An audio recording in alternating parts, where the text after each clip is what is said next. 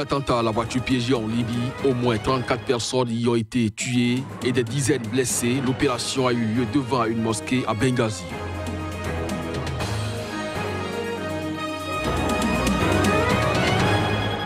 Les violences se poursuivent en République démocratique du Congo. Mardi encore, 2 civils ont été tués par des obus tirés par des rebelles. Le drame s'est produit à partir du lac Tanganyika.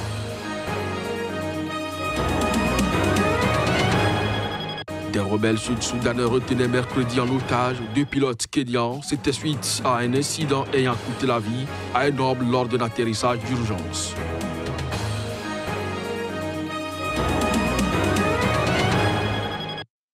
Bonjour à toutes, bonjour à tous et bienvenue dans cette édition que nous ouvrons par la République démocratique du Congo où les violences se poursuivent.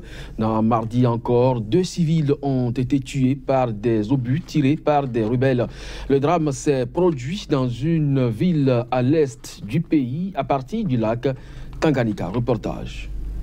Les violences se poursuivent en République démocratique du Congo. Les miliciens Mai Mai Yakutumba ont tiré sur la population de Baraka à partir du lac Tanganyika. 2 morts et 4 blessés ont été enregistrés. L'un des obus a explosé à côté d'une église protestante, tuant un jeune homme et une femme. En tout, 5 obus au moins sont tombés sur la cité de Baraka, suivis des échanges de tirs entre les rebelles et les militaires, créant une panique générale dans la cité. L'armée affirme avoir repris 14 localités aux miliciens après 3 jours d'intenses combats dans la région. Mercredi, l'armée a confirmé avoir fait couler un des canaux rapides de ces rebelles qui tentaient encore d'attaquer Baraka à partir du lac Tanganyika. Baraka est situé sur la rive gauche du lac, au sud Kivu. L'armée y mène des opérations militaires contre la milice Yakutumba depuis octobre 2017. Les Mai Mai sont en fait des groupes d'autodéfense constitués sur une base essentiellement ethnique.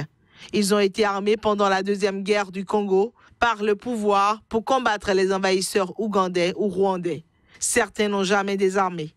Dans l'Est congolais, des milices locales et étrangères se battent pour le contrôle des zones riches en ressources naturelles. Recrudescence des heurts intercommunautaires au Nigeria. Selon des analystes, les affrontements sanglants entre agriculteurs et éleveurs sont devenus le premier défi sécuritaire au Nigeria. La passivité des pouvoirs publics est également décriée. Le conflit est désormais plus meurtrier que l'insurrection du groupe djihadiste Boko Haram dans le nord-est du Nigeria. Un rapport de l'ONG International Crisis Group, publié fin 2017, fait état de plus de 2500 personnes tuées dans les violences pastorales en 2016. Les premiers jours de janvier lui ont donné raison, avec au moins 80 personnes massacrées dans le seul État de Benue, au centre du pays. Jusque-là, les pouvoirs publics sont restés insensibles, incapables de trouver une solution à une guerre pour les ressources qui attisent les haines identitaires. En effet, le conflit séculaire pour l'appropriation des terres entre éleveurs nomades et agriculteurs sédentaires s'est mué en une farouche lutte pour les ressources. À la base, la sécheresse et la désertification dans le nord du Nigeria et plus largement au Sahel qui obligent les pasteurs à migrer vers le sud. Les tensions sont particulièrement vives dans le centre du Nigeria, vaste région fertile où les éleveurs et leurs troupeaux sont accusés de faire incursion dans les fermes et de saccager les cultures. La dernière loi qui prévoyait l'établissement de routes de transhumance et des zones de pâturage réservées aux éleveurs date de 1965 et n'a quasiment jamais été appliquée. L'administration du président Buhari a mis sur pied la semaine dernière un comité chargé de créer des réserves ou ranchs de plusieurs milliers d'hectares dédiés à l'élevage afin d'éviter les confrontations avec les agriculteurs. Au Niger, 2 gendarmes ont été tués dans la nuit de lundi à mardi. C'était lors d'une attaque dans la zone de la région de Tillabéri. Reportage. La mort a frappé les hommes en treillis du Niger. En effet, 2 gendarmes nigériens ont été tués et 7 autres blessés par des assaillants armés. C'était dans la nuit du 22 au 23 janvier dans le sud-ouest du Niger. L'attaque est survenue près de Kokoluku, un village situé dans le département de Sey, frontalière du Burkina Faso. Ces sources ne précisent pas s'il s'agit d'attaques djihadistes ou de bandits armés. Les gendarmes ciblés font partie d'une patrouille déployée dans la zone pour surveiller un marché rural. Avant cette attaque, aucune autre attaque djihadiste n'avait été enregistrée dans la zone de Sey, où pullulent surtout des bandes armées ou coupeurs de route. Les attaques djihadistes sont concentrées plus au nord, à cheval entre le Niger, le Burkina Faso et le Mali. Une force conjointe des trois États opère déjà dans cette zone contre les groupes djihadistes. La région est devenue très instable en raison de nombreuses attaques meurtrières attribuées à des groupes djihadistes visant régulièrement des positions de l'armée et des camps de réfugiés. Au Bénin, l'association Michel Gestin pour l'enfance, partenaire de la fondation Adjavon Sébastien Germain, était aux côtés des populations de la commune de Kouyabe dans le département du Mono. 2 bornes fontaines y ont été inaugurées. Reportage. Ce précieux liquide va couler pour toujours à Honvi et à Gbekon, dans la commune de Kouyabe, grâce à l'association Michel Gestin pour l'enfance, partenaire de la fondation Adjavon Sébastien Germain. Pour les donateurs, tout comme les écoles et dispensaires, la cible reste la priorité. Et en matière de la fourniture de l'eau potable, les actions sont orientées vers les milieux ruraux. C'est l'occasion pour nous de remercier la mairie pour avoir identifié ces différents sites où le problème d'accès à l'eau potable se pose avec acuité. Nous comptons beaucoup sur vous, chère population, pour l'entretien et le bon suivi de ce joyau. Notre souhait est de revenir ici dans quelques mois et de constater que tout fonctionne encore très bien. Pour le président de l'association MJ pour l'enfance, aussi bien l'école, l'électricité, tout comme les centres de santé sont inscrits sur la liste des prochaines actions de l'association dans la commune de Kouyabe de façon spécifique et le Bénin en général. Déjà, dans les 3 dernières années passées, nous avons réalisé quand même beaucoup de projets. Nous avons réalisé 36 projets. Et ça, c'est un grand bonheur de vous apporter ce plus. C'est vrai qu'on voudrait faire encore beaucoup plus, mais on le fait avec nos moyens, ce qu'on arrive à trouver comme argent. Des propos qui rassurent la première autorité de la commune. Mais Cyriac Domingo en réclamera davantage pour faire face aux questions de développement de sa commune. J'en veux encore de plus pour ma commune. Le développement, c'est à travers l'eau. Vous avez parlé de l'électricité tout à l'heure.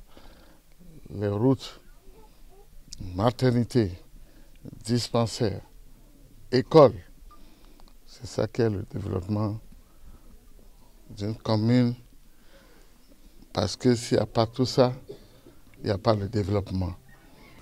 Dans plusieurs localités du Bénin, parcourir des kilomètres à pied pour accéder aux sources d'eau qui tarissent en saison sèche est la corvée des femmes et des jeunes filles. Ces apports de l'association MJ pour l'enfance et la fondation Adjavon Sébastien Germain dans les différentes localités du pays constituent un grand effort aux yeux des bénéficiaires. Des rebelles sud-soudanais retenaient mercredi en otage 2 pilotes kenyans. C'était suite à un incident ayant coûté la vie à un homme lors d'un atterrissage d'urgence. Reportage. Affaire de 2 pilotes kenyans en otage mercredi au Soudan du Sud.